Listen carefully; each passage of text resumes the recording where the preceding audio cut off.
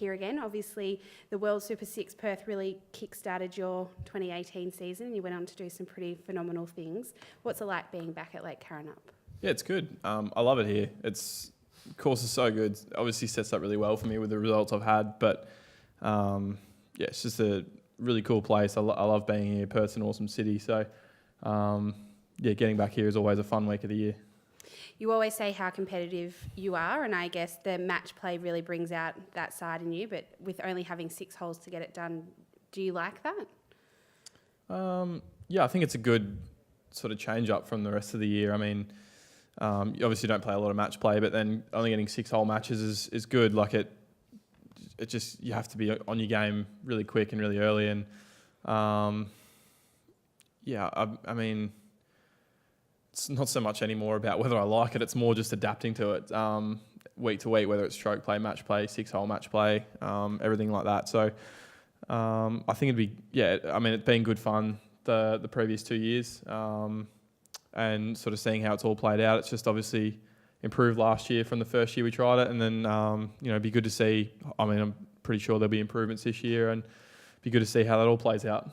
Alrighty, questions? Lucas, we heard from James Niddies the other day. He said he's still a little bit shattered about last year here because he was so close. Do you reflect on it in that similar way, or you don't need to because you went on to such great things after it?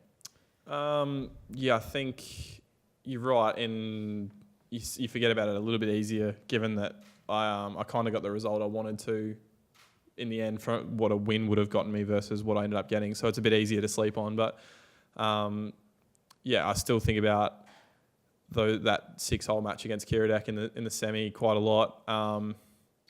And I still go back and watch the highlights quite a bit because I hit some pretty good shots in there, as well as obviously not finishing off well. But I mean, at least he hit an unbelievable shot in the shootout hole to beat me. So it wasn't like I kind of lost it and fell apart. He played really well to win that match. So it was a little bit heartbreaking, but I thought I played pretty well and did everything I could, and he was just better than me, when it came down to the clutch.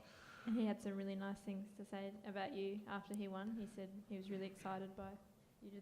Did much of that get back to you at the time? Or? It was pretty nice for him to say that sort of thing. And then I saw him a lot throughout the year as well, obviously out in Europe, and we hung out and chatted heaps. And I remember sharing a courtesy car, I think, from like the hotel to the airport in Turkey, and we chatted heaps just about, he just sort of progressed into the top 50 in the world, and from the European tour, so just chatting about how all that went and sort of giving me some ideas, hopefully, for down the track. But he's been great, and you won't find anyone who will say a bad word about Kiradech. He's just the loveliest guy. So, at least that makes it a little bit easier to think of someone beating you. He's a great fella. Is it nice to know he's not here though this time? Well, there's a lot of other good players, so there's plenty of other worries to think about when it comes down to those matches on Sunday. Tom Lewis has obviously gotten the better of me a few times last year, and then is it Adrian Odigui? He's here. Yep. Yeah. I thought he was here. He's probably one of the best match players you'll find. And Thomas Peters as well, obviously a phenomenal player, had a really good Ryder Cup record. So, just because Kiradech's not here, I don't think we'll be hard pressed to find opponents. Just in terms of goals that you've set yourself for this year, what have you kind of set yourself? I'd love to finish sort of top 20 on the race to Dubai. I think given the year I had last year and finished 48th, I think top 20 is a pretty reasonable goal, and hopefully that'll give me a chance to play some more majors and WGCs through this year and next year as well, which will, ultimately give me the exposure I need to the best players in the world, and to take my game to the next level again, and hopefully try and crack into that US tour. So I think that's definitely one. I definitely want to get to the top 50 in the world. So just working on those goals, and then. But there's sort of, you set them at the start of the year and then forget about them, and you just worry about day-to-day processes and just ticking boxes, I guess, at each tournament, making sure you're kind of ready to go come Thursday. Yeah. And in terms of tweaks to your game, has there been any kind of area that you've focused on to really improve, maybe a weakness that you identified or anything like that? Yeah, we definitely looked at, used to have quite a lot of shape on my irons, and we've sort of straightened that out quite a bit. Just gotten a lot more, like when I say that, in particularly sort of 9 iron, 8 iron, 7 iron, the short irons, just trying to get a lot more control over them. A lot of courses where, you know, you had a lot of those kind of distances into greens I was struggling with, and you know, my type of golf course as it is around here, you get a lot of par 4s that you can drive it around the green for your tee shot, and the par 5s are kind of tough and reachable in two. And you know, when you got 4 par 5s that you couldn't reach in two, and then, you know, no drivable par 4s, I was kind of running into a wall. I was kind of lucky to make birdies, but I think especially Abu Dhabi was a course that wouldn't have suited me in the past, and a lot of the work we'd done had allowed me to sort of have a better result there than I would have in previous years. Didn't finish it off well as I would have liked on the weekend, but shot 65 on Friday, or no, what was it, Thursday, to you know, to show myself that I had the game to play that sort of golf course. So we've done that, and then just, I mean, all through the bag, just trying to get everything that little bit better. Obviously this year is going to be a little bit easier with the scheduling. I'm going to be able to monitor fatigue levels and everything like that, and just you know, be able to be fresher for each week, as opposed to last year I was just playing where I could. So yeah, that's kind of most of what we've done. Yeah. And just in terms of this tournament, it's in the last year of its current contract, and I suppose next year's a bit unclear right now. As a player, would you like to see a tournament like this continue? It's a bit of a quirky format. I'd absolutely love this tournament to go ahead for the next 10 years. Great format. It's an awesome venue. The crowds that we had definitely last year, you know, playing against Kiradek, we had really good followings.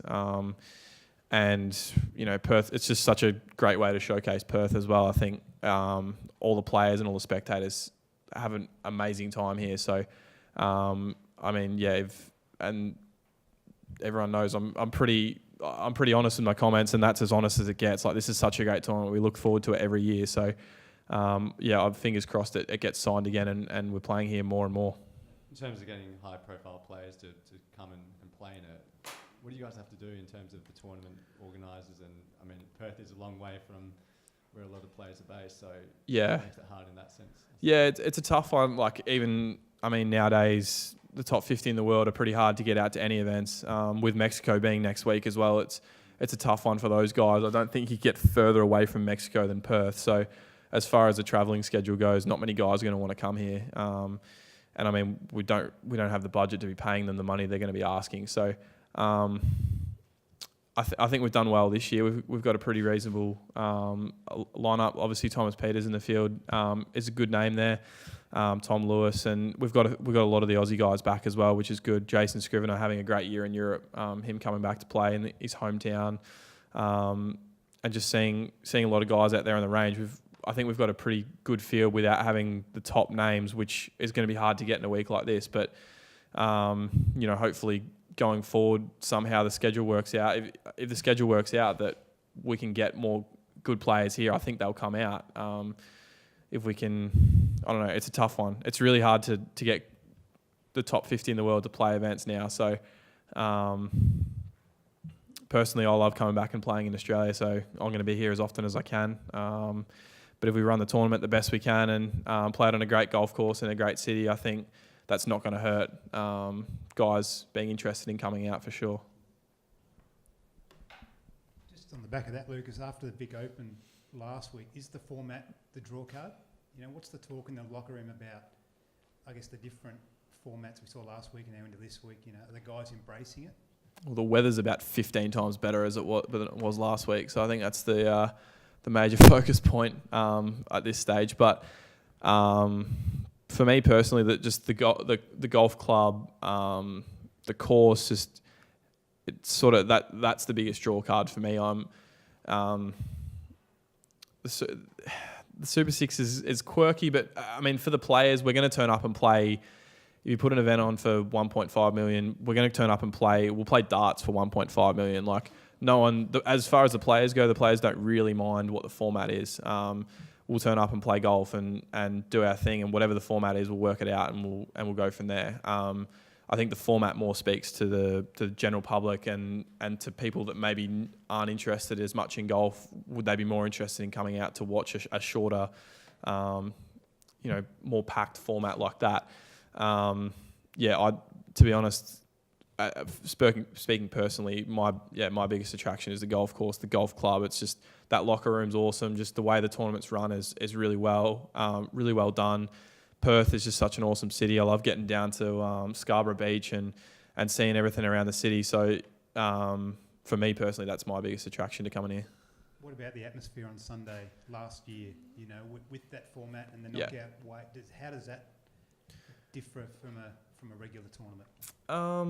Well, I mean, you're coming from the Vic Open where I was home crowd, so that one's going to be kind of hard to beat. We had really good crowds last week and felt like I got a lot of home support. But I mean, I remember the crowds against Kiradek last year. They were big and there was a lot of support out there. It was pretty loud and it was awesome. Absolutely loved being out there. So from a normal tournament in Europe, I mean, I'm usually second or third group out in the morning, and you'd be lucky to get a couple of marshals on the tee for your spectators. So, I mean, it's just being back in Australia makes it great for crowds. We always have really good crowds out here.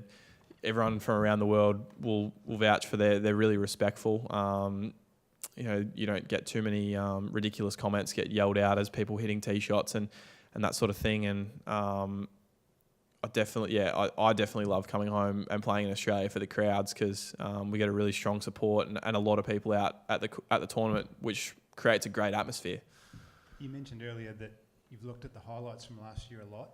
What are you looking at when you review it? Are you reviewing it? Are you sort of putting yourself through the pain of it, or what are you looking for? No, definitely. I made eagle up 14 and then birdie down 12, so they were the fourth and fifth holes in the little 6-hole match play course, and they were like, I kind of had to make those birdies to keep myself in the match. I was one down, or eagle and birdie, and I had to make those to keep myself in the match, and I did. And I hold some really nice putts under pressure, which, just going back and watching those shots again and watching those putts go in, you get that nice vibe back, and it refreshes in your memory that you've done that before, and you can carry that onto the course a bit easier. And also watching, just watching a couple of other shots I'd hit throughout the tournament, a couple of bunker shots that I used that slope on 14 to bank a bunker shot in, and just you see yourself hitting really nice shots, and it's good for positive sort of feedback. So it's definitely not putting myself through pain. Like, it was obviously heart-wrenching to miss that putt on 18 in the regular on the 6th hole, and then watch Kiradek hit it so close on the shootout hole. But that's match play. That's kind of what happens. As far as what I did, I think I did a great job, and that's kind of what I want the validation of, is watching myself hit good shots, and you can't really control what the other guy does, unfortunately. When did you most recently watch it again?